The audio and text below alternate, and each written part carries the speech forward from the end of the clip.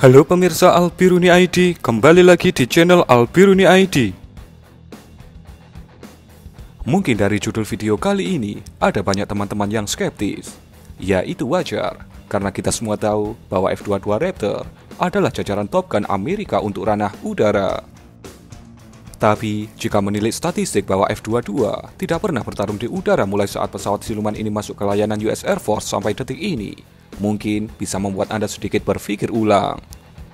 Di atas kertas, F-16 dan F-15 secara kemampuan memang jauh di bawah F-22.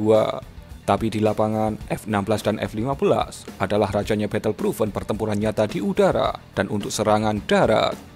Bahkan jika dibandingkan dengan F-35 yang baru beberapa tahun masuk ke layanan US Air Force, maka F-35 lebih kenyang pengalaman bertempur daripada F-22, terutama untuk F-35 Israel. Anda pasti berpikir, tentu saja F-16, F-15, dan F-35 adalah pesawat tempur yang dilepas ke pasar internasional. Beda dengan F-22 yang merupakan pesawat eksklusif hanya untuk US Air Force.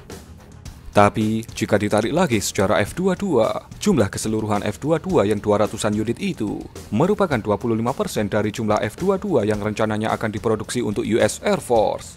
Sementara 75% lainnya dihentikan untuk produksinya.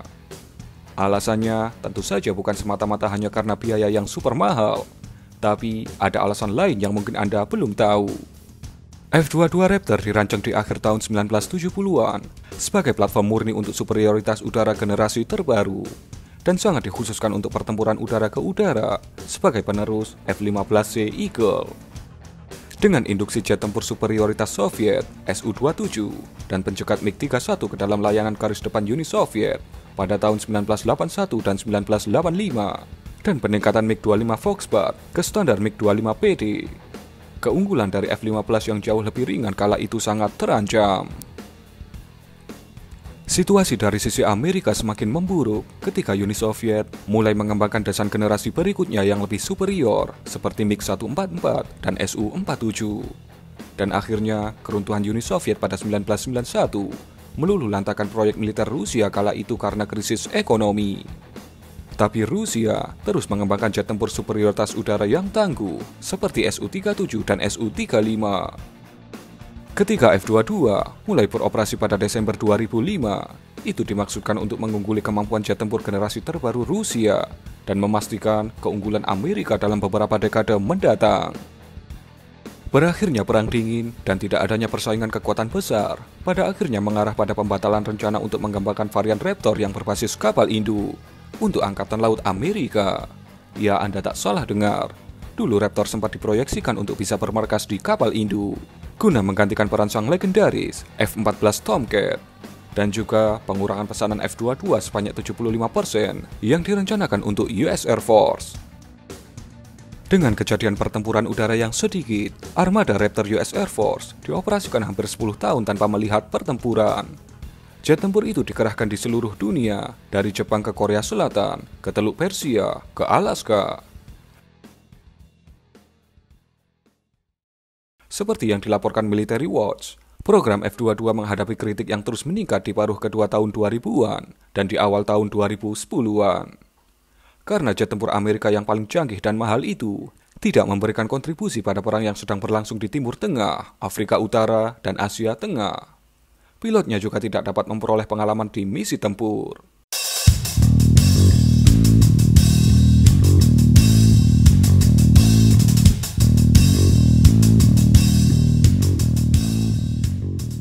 Angkatan Udara Amerika kemudian menggunakan kembali Raptor untuk operasi serangan yang akan memanfaatkan sensor kuatnya, kemampuan siluman, daya tahan tinggi, dan ruang senjata besar, memungkinkan pilotnya mendapatkan setidaknya beberapa pengalaman tempur dengan jet generasi kelima yang baru itu.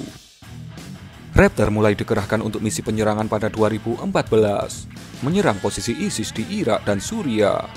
Operasi Amerika di wilayah udara Suriah dilakukan secara ilegal dan tanpa izin dari pemerintah Suriah atau Dewan Keamanan PBB, yang berarti jet itu menghadapi resiko ditembak jatuh oleh sistem pertahanan udara Suriah. Misi penyerangan dalam konflik intensitas rendah seperti Suriah dan kemudian Afghanistan telah memberikan pilot F-22 beberapa pengalaman pengoperasian Raptor dalam lingkungan pertempuran. Seperti halnya Rusia yang telah mencoba untuk mendapatkan pengalaman dengan pengerahan Su-57 ke Suriah baru-baru ini. Misi semacam itu tidak mengharuskan Raptor untuk menguji batas kinerjanya atau melakukan manuver yang rumit. Pada akhirnya, F-22 tidak dijadikan penyerang utama. Biaya operasionalnya sangat tinggi, dan ruang senjatanya terlalu dangkal untuk menampung bom besar yang diperlukan untuk menembus benteng musuh. Dengan kondisi armada Raptor yang semakin tak menentu, apalagi dengan kehadiran F-35 yang lebih multifungsi, seperti bisa dikerahkan dari 3 aspek, yaitu laut, udara, dan marinir, serta adanya jet tempur pengganti, yaitu fighter eksperimental, yang diperkirakan akan mulai beroperasi pada awal 2030-an, F-22 mungkin akan pensiun dini, mungkin pada 2040, tanpa pernah melihat pertempuran udara.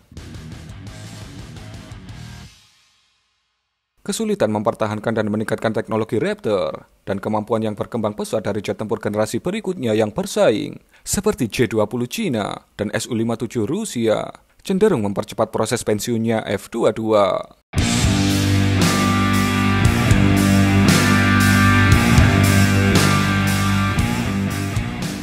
F-22 akan dikenang sebagai jet siluman pertama di dunia yang dirancang untuk superioritas udara dan menjadi senjata mematikan bagi musuh Amerika. Apakah jet tempur ini akhirnya akan melihat pertempuran udara pada tahun-tahun mendatang? Masih belum dapat dipastikan.